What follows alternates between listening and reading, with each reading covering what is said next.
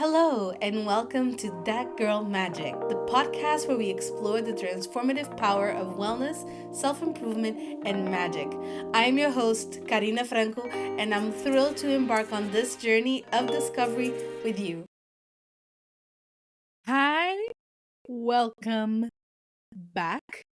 Oh my goodness.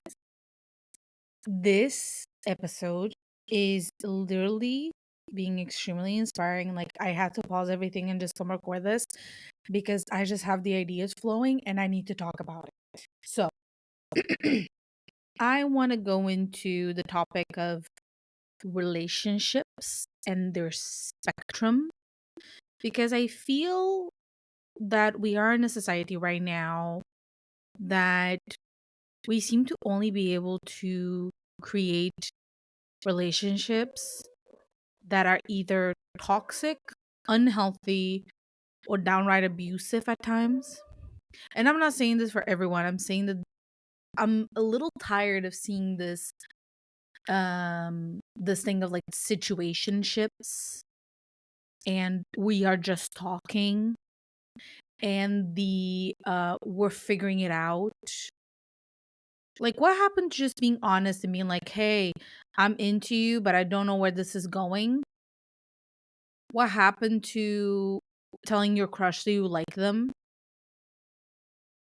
And we're going to go dive deep into this and even talk about my own personal experience on it.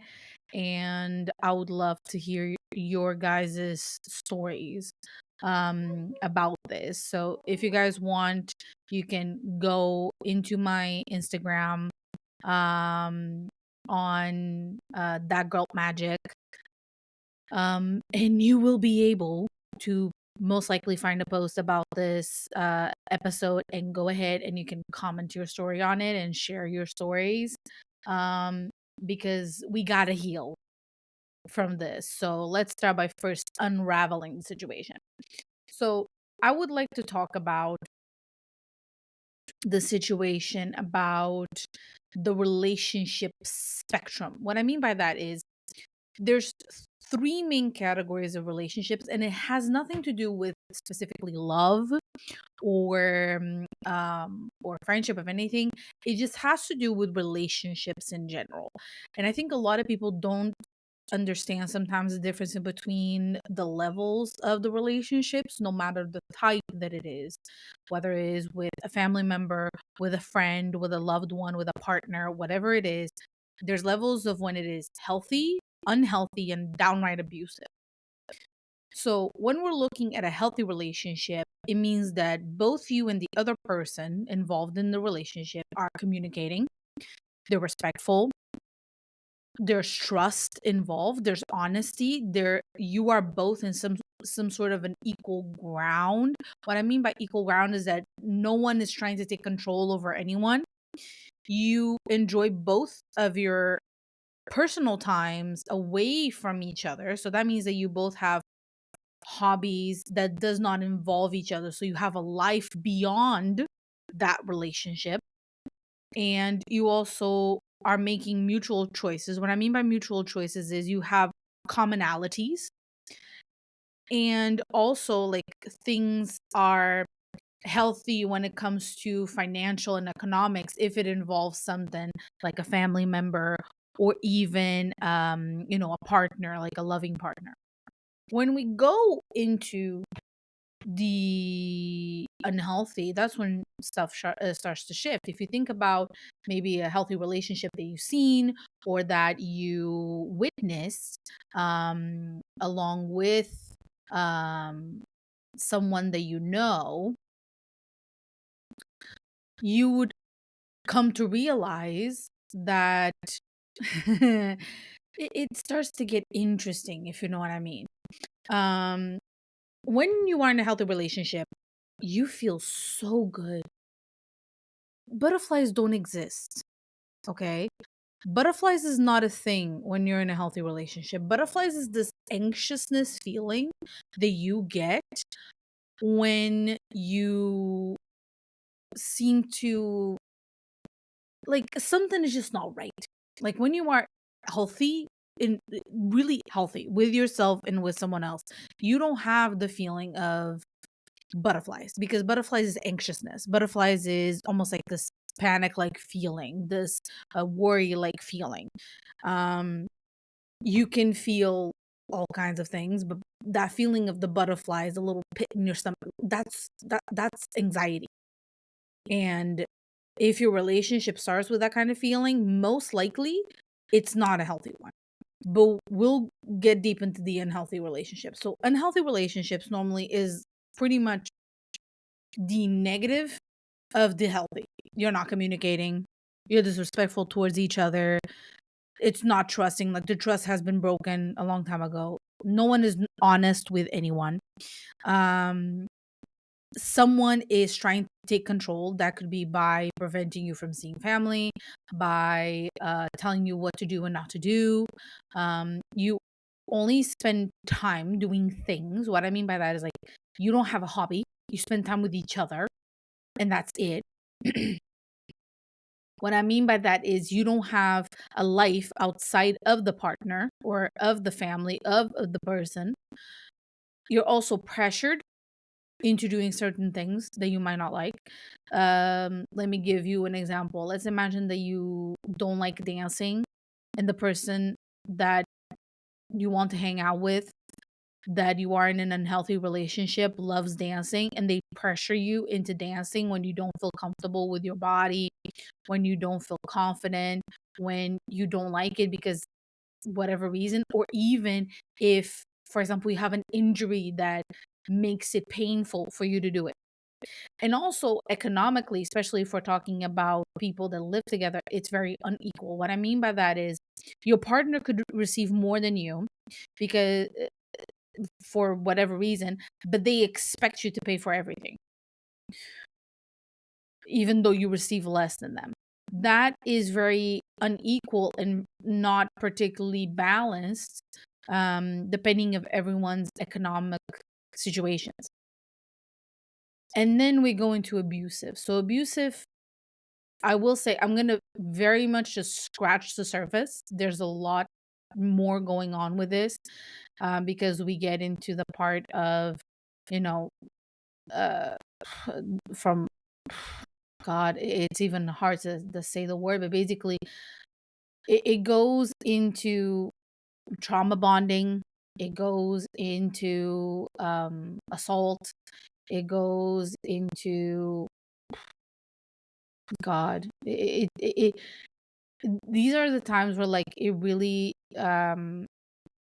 I want to talk about it, and it makes it hard to talk about because I don't know how much a person can say, because it's just so triggering and so and I know that if I say the wrong thing, it's gonna hurt. And all I can say in this case is, if you feel like you are threatened in any sort, way, shape, or form, and you don't feel safe, please find someone you trust. It could be a police officer, it could be a 911 operator, or whatever number is um uh from your hotline. Please find help, okay? You don't have to be in danger. And please, if you are in that situation and you have reached my podcast and you're listening to me right now, let me tell you this. My Instagram handle is I am Karinna Franco.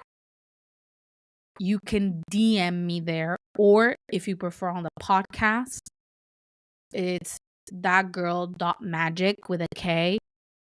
You are free to go ahead and message me, and I'll give you all the numbers and all the tools if that's something that I can help you with. I am more than happy to do so. Going into abusive, this is what tends to happen. Communicating is hurtful and threatening. There's mistreating. It's not just disrespect, it's you are mistreating someone. There's accusatory fights. So people are accusing each other of all sorts of things, from cheating to stealing to whatever, even if it's untrue. Normally the other party is somewhat manipulative, so they're denying their own actions, they're making the situation manipulative, they're changing the narrative, they're twisting your words. There can be also a sort of controlling situation where they may tell you that you can't go this place or that place, that you need to be at home at a certain time, that you need to dress a certain way or eat a certain way. And also, that then turns into isolation. So basically, people tend to isolate the other person from everyone else because they want to fully control them. And I wanted to dive into trauma bonding because it's very much associated with that situation. And the reason why I wanted to bring up trauma bonding in specific, because that's what I felt that I had um, with a couple of people in my relationship. So I wanted to go a little deeper into that because it's a type of relationship that may not be particularly negative right away. It just becomes negative after. Um, and normally what tends to happen is trauma bonding is when you have a deep attachment that develops from some sort of trauma that was followed by something positive. The trauma could be physical, emotional, it could be abuse, it could be something deeper, something lighter, because there's different levels of trauma bonding. There's the lighter versions and the deeper ones, and so on and so forth. So here's the stuff. Normally it can normally it tends to occur in romantic relationships most often, but it could also occur in between a child and a caregiver. It could also happen in between the hostage and the kidnapper. We have talked about Stockholm syndrome in movies and everything, normally exaggerated in the movie space. But basically, Stockholm syndrome is when you start liking or loving the person that has caused you harm. It could also happen between colleagues and friends, but the vast majority is romantic relationships. So normally what happens is, like, when a person experiences abuse, whether it be emotional or physical, it can be tough to process the emotions that come along. So what happens is, one is inflicting trauma, but then it follows with something positive. So it's a cycle of, like, I beat you up and then I love you right after. And it keeps having this cycle of, like, you beat me up, you give me love. You beat me up, give me love, and so on and so forth. So normally what happens is, in the beginning of the relationship, it tends to be very loving, very affectionate, very passionate. You couldn't even question this person hurting you in any sort of way. And then it normally tends to start with some sort of confusion or manipulation, or they say that they love them and they will change and will never happen again. Normally that tends to also be associated with some sort of, like, either cheating or physical or emotional abuse. Um and that's normally how it starts. It's this cycle of, like, negative and positive, negative and positive.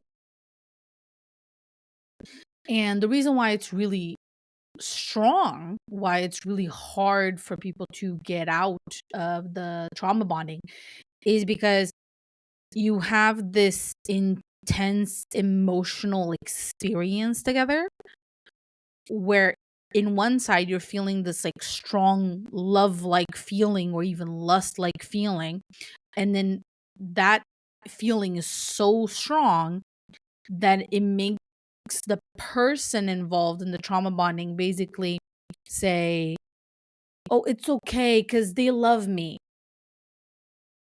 That's the sentence that I hear all the time. It's like, "Oh, but they love me." Really? Do you actually love them? And also, it tends to become a bit of a fear of abandonment attached to it. You have this feeling like if you leave this person, you're not gonna find anyone else, and it basically makes the victim, the person that tends to take most of the beating. And when I mean beating, I don't mean specifically physical beating. I mean like the trauma and the negative connotation.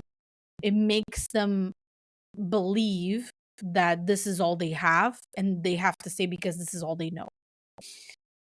If it's toxic, I think we have that answer figured out. Yes, it is very unhealthy, downright abusive, depending of the depth of the stages.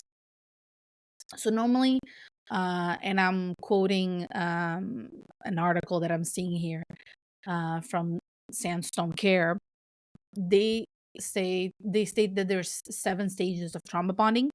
So one is love bombing, basically is excessive flattering and praises of the partner. Basically, that first initial moment of like a lot of love, a lot of, uh, dumping of love.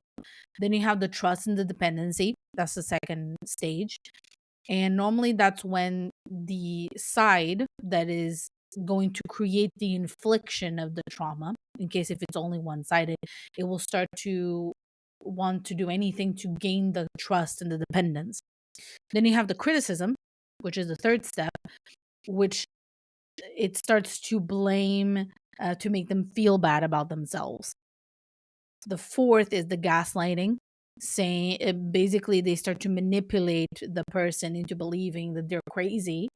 Um, Basically, the sentence that it's heard a lot is, I am the crazy one. The fifth stage is addiction. So the person gets emotionally addicted to the positive side that comes after the abuse, because normally the positive side is really positive. We're saying like night and day. It's like 1 minute the person is calling you crazy because you found out that they're cheating. They try to disprove you, and then it turns into a fight, which then turns into the other person saying that you're crazy and gaslighting and manipulating. And then after that calms down and the positive reinforcement that comes after, normally it's like really positive. We're saying like I could list a few things that come to my mind. It's normally from um, financial, material stuff, sex, connection, connection in this case, fake connection, but feelings like connection. And it just, the cycle just continues all the time. The sixth stage, they're calling it the loss of self, which is very much something that tends to happen, is because you get so involved in this, you kind of lose a sense of who you are, of who you truly connect to be, who you truly see yourself as. So you pretty much just create this person to model what the other person wants, especially if it's one sided. And then you have the seventh stage, which is resignation and submission, which basically is if you are the one receiving the the gaslighting, the criticism, and you are the one being inflicted. um Normally what tends to happen is you do everything to avoid conflict and please the other person. If they don't like the fact that you gained weight, you will literally starve yourself just to lose that weight as quickly as possible because you don't want to upset them.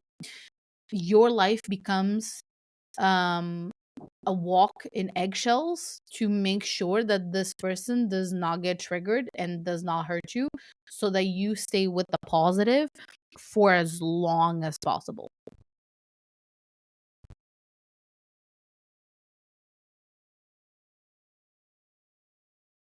And then you also have um, an emotional addiction associated to it. So I actually wanted to add to the addiction part of it. So signs of emotional addiction tends to be inappropriate behaviors, decreased productivity, damaged relationships, problems with self-management, difficulty planning, and unwise decision making. Um, and it's because the person is so focused on the other instead of their own situation, their own stuff.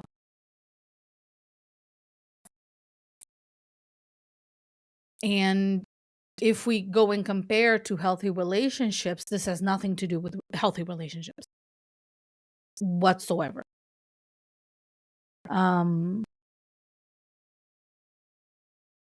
and now you're probably thinking, um, how can you break out of it? Like, how can you release yourself from a trauma bond if you come to realize that you are in one? Be aware, I am talking about the people that probably are in the lighter to medium stage of a trauma bond. I am not speaking to the people being abused. As I said before, please seek help if you are indeed in a situation that you feel physically, emotionally threatened. Okay, I will not speak to that. That is a whole other situation.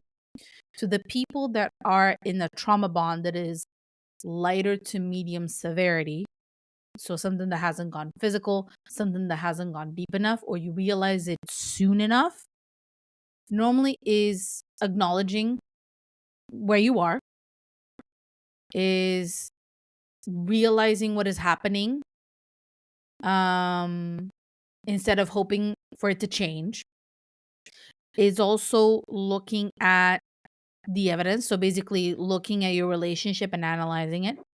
And then is also doing the positive side of it. Rebuild your self-esteem and confidence.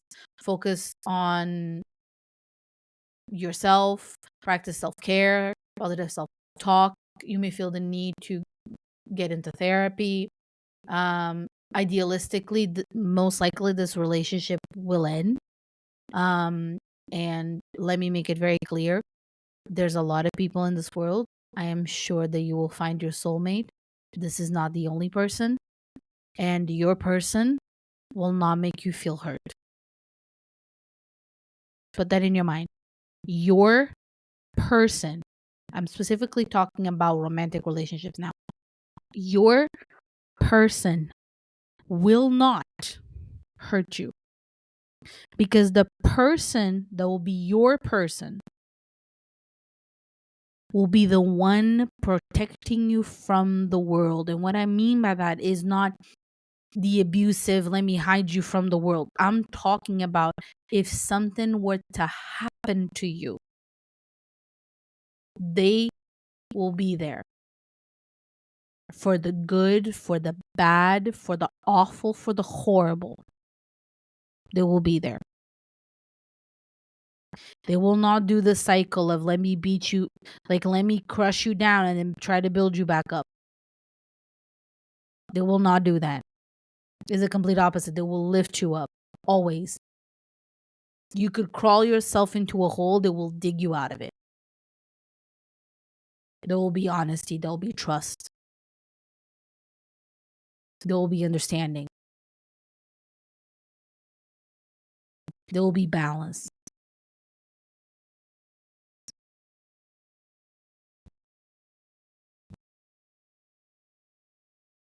Sometimes there's physical symptoms. When you withdraw, you can have flashbacks, because what tends to happen is you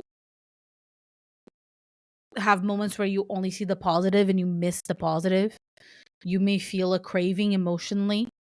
So some people, when they get out of a trauma bond, they sometimes search for bonding in very reckless ways, such as sex and one night stands and constant relationships. Anxiety can also come through. And also, people can withdraw emotionally. They can isolate themselves, they can lose attention, they seem always worried, always preoccupied, they hide their feelings. And also, they have this mentality of being scared of being loving and affectionate towards others, even in um non romantic relationship like scenarios.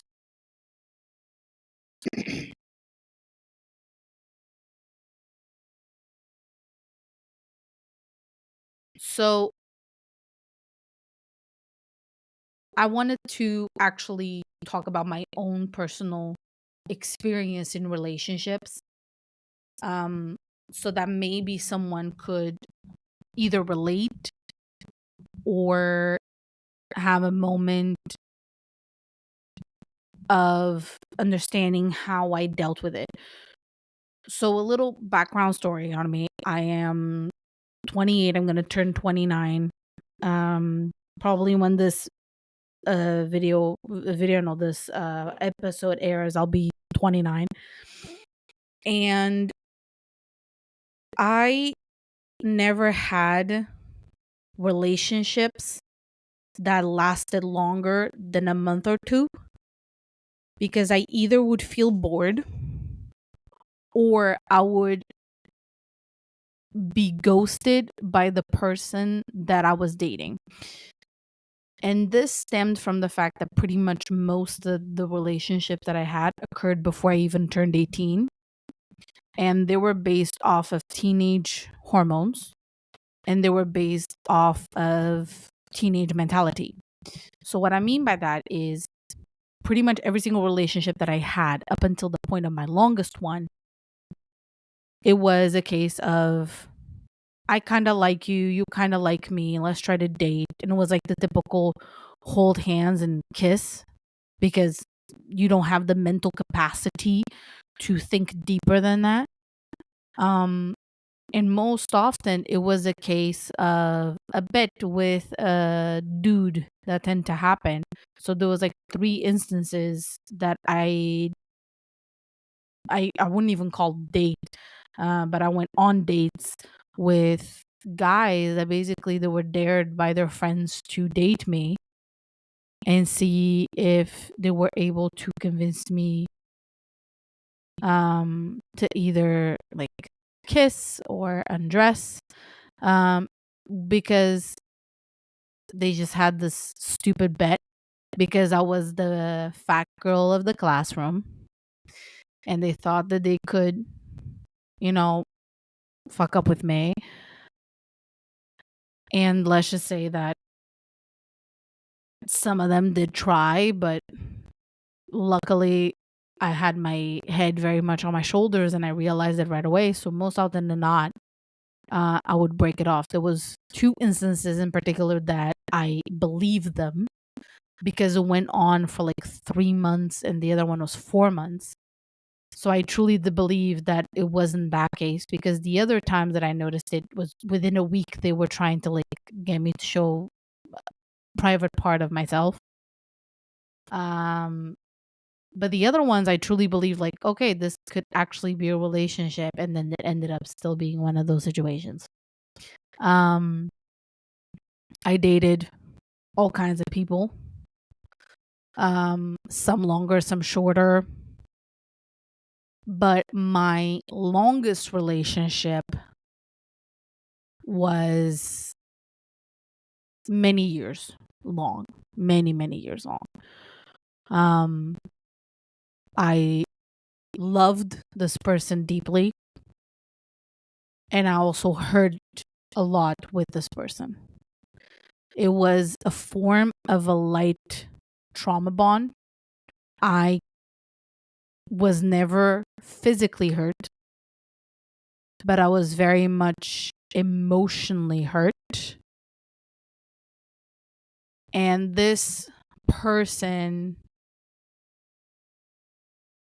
did not manipulate me, as in, um actively wanted to hurt me. It was more a case of two broken people trying to build themselves together.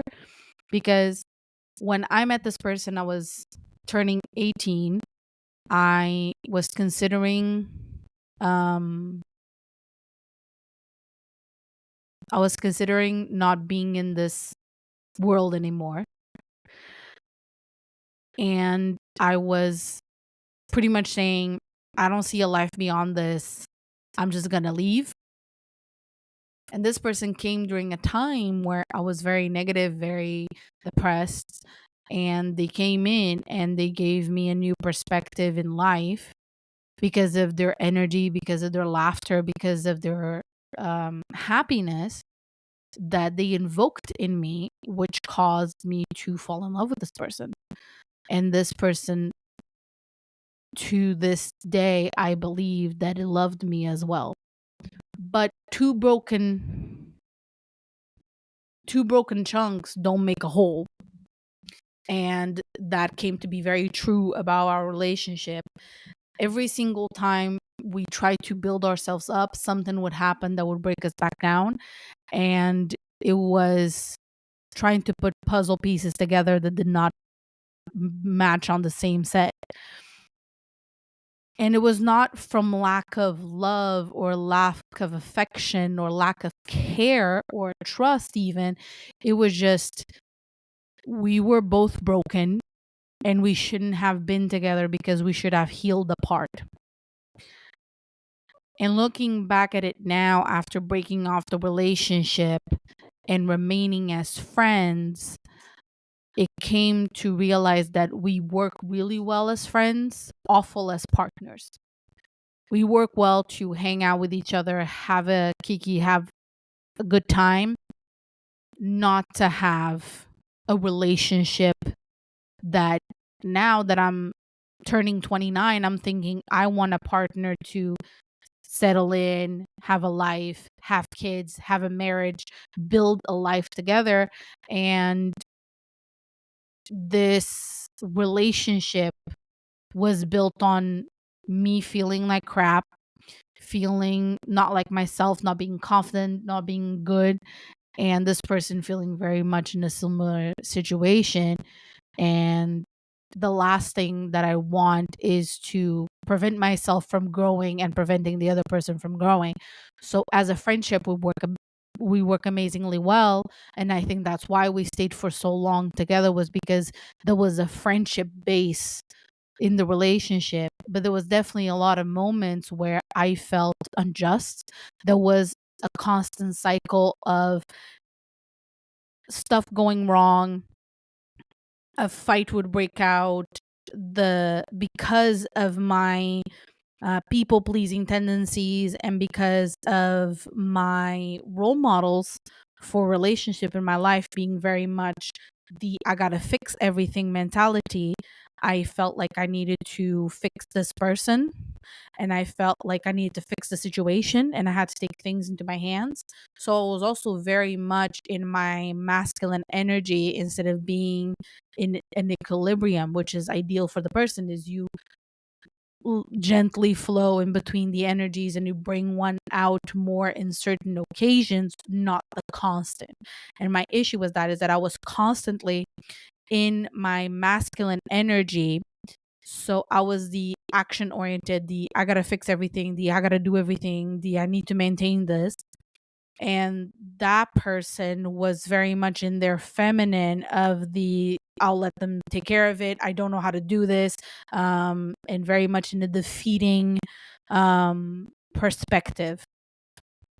And not that I blame them for that. There's many reasons why they're still in this position in their life. But I've reached a point in my life where I cannot let myself be taken down and be constantly be bombarded and feeling worse and worse and giving too much of myself, because that's the problem that happens when you're people please. You give so much of yourself that you leave nothing left for yourself. So me stopping the relationship romantically and only being involved through friendship created the ability for the relationship to turn healthy and for me to create boundaries and also for me to change. Ever since the relationship ended, I have never been happier. I have never felt so free. I feel like I'm doing everything that I want. I also feel like the universe finally gave me what I wanted. I tried to study. I tried to get a good job. I tried to have all these things in my life and acquire these things into my life. And I felt like until I let go um, of this connection, this broken connection that turned into a healthier connection, it felt like nothing was coming my way. I feel like now the universe is listening to me. My manifestations are happening. I'm more within myself. I'm more happy, more confident. I feel great. And be aware, like physically, I didn't particularly change. I am still 110 kilograms. I am still the fat girl, as someone would say. I All I did was just change my hair color, but I pretty much changed it back to my natural hair color. But all I did was I took care of myself. I started to journal. I started to understand my feelings, to elaborate on my feelings. And that just simply caused me to just be in a much healthier mindset. I see the world with a positive lens instead of a negative lens. I work hard and I feel good and I focus on making myself feel good and changing from a romantic to I wouldn't say platonic, but a friendship, and releasing the weight of I need to act in a certain way. It definitely gave me the ability to turn an unhealthy romantic relationship into a healthy friendship. And I'm not saying that the work ended here. There's still a lot of work that I need to do personally. And some people have also in my personal life asked me if I'm ready to go into a romantic relationship again. And to be honest, it's not a case if I'm ready or not. It's more when it happens, because I'm open to it. If the person for me were to, if I were to meet them today or tomorrow, and a relationship would flourish and would be my person, I wouldn't just shove them away telling them that I'm not ready. It's more like I am not rushing to it. I am not concerned. It will come when it does. The universe will let me know when I'm ready or they're ready or we're both ready for it, because your person is out there and it's part of your job to find it and to also let it flow. Do not let people hurt you, because we all go through good relationships, bad relationships. But one thing is having a bad relationship just because you guys are not in the same playing field and because you don't connect in all sorts of levels. Another thing is downright unhealthy and abusive. That's a whole other thing. And to me, my trauma bonding relationship was because I wasn't okay myself. I had, excuse me, I had a bad relationship with my father, and I still do. My parents divorced, and that caused me to see men in particular in all sorts of ways. I then emulated my family's relationships in between wife and husband in my own relationship, which, if we think about it, their relationships came from the old mentality of the man just works and provides and the woman takes care of everything. And it wasn't relationships on an equal playing ground. Unlike today, that we have both men and women working, sometimes women earning more than men. And now relationships are definitely in a more equal playing field. Unlike before, that if women didn't marry, they would pretty much be just banished from their home, especially a couple years back. And some cultures, we still see stuff like that happening.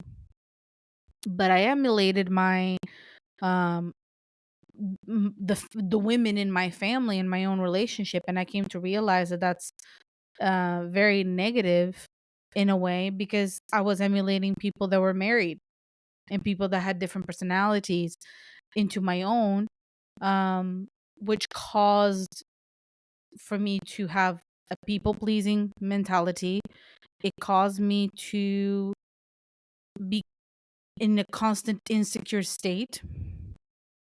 And funnily enough, the only boundary that I put up in my relationship was that I didn't want it to have sex, because my ideology of the act of sex is not just sex, it's an exchange of energies that is much deeper than just a plain old kiss or a hug or anything like that. Is a karmic exchange at the deepest of levels, because there's a level of vulnerability and a level of connectivity that is just so much deeper. So I am, at the time of this recording, a 29-year-old virgin, and I have no issue admitting to that, because to me, if I ever give myself to that level of intimacy to someone else, I want to be someone that I feel fully comfortable with. And the partner that I was with, deep down, I was never fully comfortable with myself. It wasn't even with them, it was with myself. Something in me didn't let me go that far.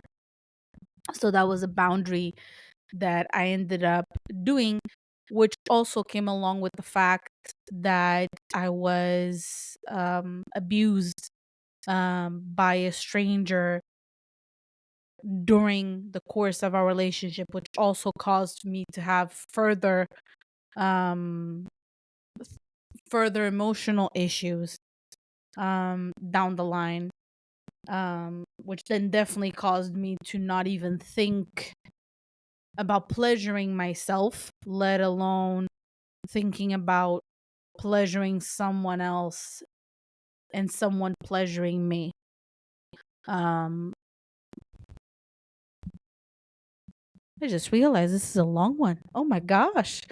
Um, but to be honest, I think it was necessary. I had this idea of talking about this last night. And I just had this feeling of wanting to talk about this. This is not an easy episode um for either you listening or even for me to talk about this, and I did not go deep into the situation. Someday I might, but for the right now, I want to keep this like this. I mainly wanted to remind you that you are more than enough, that you don't have to succumb to a person that does not care for you at the 100%, that you should not succumb to someone that treats you less than, because you are a queen, you are a goddess, you are a priestess, you are um whatever you wish to be. Even if you're a man listening to this, you are a king, you are an absolute god, you are the most powerful being to yourself. If you don't love yourself, how the heck are you gonna love somebody else? Quoting RuPaul right here, because it's so true. If we just don't appreciate ourselves to the deepest level, you need to be comfortable with being alone by yourself with no stimuli. If you were to be locked up in a room with no stimuli, white walls, for 30 minutes, I'm not even saying an hour, 30 minutes, are you able to be comfortable with yourself in the silence? Are you able to love yourself? Are you able to look in the mirror and say, I love what I see? Are you able to do self-care on yourself? And I don't mean self-care doing skincare or hair care. I mean self-care, taking care of yourself. Can you do it without like an external reason, as I need to look good for? No, I need to look good for myself. Every day I wake up now with the current mentality that I have, and I think I'm going to do my skincare because I want my skin to look like a glassy donut. I want to do my skincare because I hate the pain that I get from pimples, and I want to keep my acne in check because I don't want to feel pain. Because me being pain free is me happier. I don't care if my favorite song comes up on my playlist and I start mouthing the words in silence in the middle of a busy subway, because I'll just be that girl. I'll just be that person that is mouthing the words, fucking nodding their heads, almost on the verge of breaking into a dance move in the middle of a subway or a train. I'll be that person that I'll read a spicy book from the book talk recommendations in the middle of the train because I love to read and I don't care who the heck judges me for whatever I'm reading. I am that person that I will go to work and I will focus on my job when I'm there. And then once I'm out of there, I will shut off and have me time. Because everyone deserves to have their me time. You should have 3 places in your life. 4, actually, in my opinion. You should have your work. Normally people tend to have their workplace and their home. You should have your you place, the place inside of your mind, inside of your soul. And you should also have your 4th place, which should be your hobby. Going out, going into nature, going to your favorite forest, talking to your favorite tree, going to that one bar that you really like because you like the music there, going to the gym, going to that dance class that you really enjoy, to your Pilates class that you really enjoy, hanging out with your friends. And the whole point when you get out of a trauma bonding is really the focusing on yourself. You need to re-fall in love with yourself. And the whole point of improving oneself and growing oneself and feeling better with oneself is definitely the re-falling in love with yourself on the daily basis. Finding what makes you vibrate. Finding what makes you just be happy. And you will get to a point where you will be so happy with yourself, you will not care about anyone else's opinions of yourself. Because you need to be okay with being the villain in someone else's story. I know that I will probably be the villain on someone else's story. And if they tell you that I'm the villain, believe them. Because what the heck did I do for them to see me as the villain? But at the same time, they will not tell you the story of what I did before I was their villain. Because for me to be seen as the bad person is because you did some wrong. It is most likely that I decide to block a person if I feel like they don't align with me, even if it's not negative. It's just a case of I need to protect my own mental state. I know for a fact that I had friendships that I broke off because I kept putting energy into them that was not being reciprocated. And then it created this feeling of, so I had a friend and now I don't. And I just decided to like click block. or click delete. To this day, I have two people that shall remain unnamed, that all I did was delete the number. I didn't even block them. They have never messaged me, spoken to me, or said anything in years. And these people, I used to call them my best friends. We were together since we were pretty much almost in kindergarten. They were my neighbors. We lived extremely close to each other. Like, we're talking like streets apart, same neighborhoods, same school, same everything. As soon as I moved from 10th to 11th grade, we tried to keep up the connection. I tried to continuously fight to keep a relationship. They did not want to keep. And then I reached a point where they I stopped messaging and they never messaged again. So if you know people like that in your life, that you feel like if you stopped messaging today, they would not message you for more than a month, what the heck are you doing? What the heck are you doing staying in an unhealthy relationship? How much of a beating do you need to take to realize how fucking amazing you are? How proud you should be of yourself? You are more than what you perceive yourself to be. You are more than what you believe yourself to be.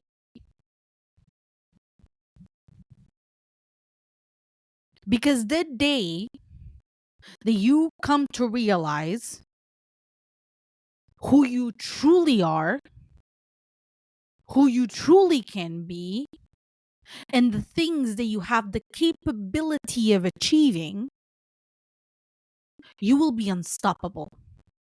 Because there's no stone, person, or anything that is going to be left unturned.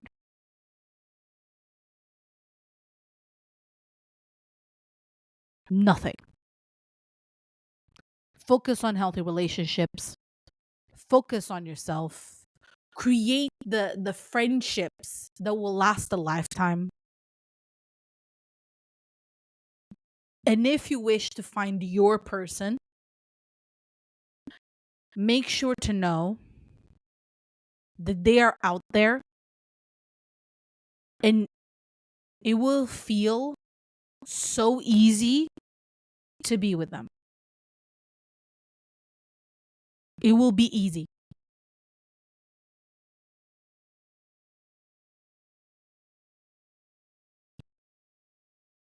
Just be happy and focus on yourself. Because the most important piece of the puzzle, it's you. Don't forget to follow That Girl Magic to stay updated on new episodes. Let's unleash our inner magic and create the life of our dreams. I'll see you in the next episode.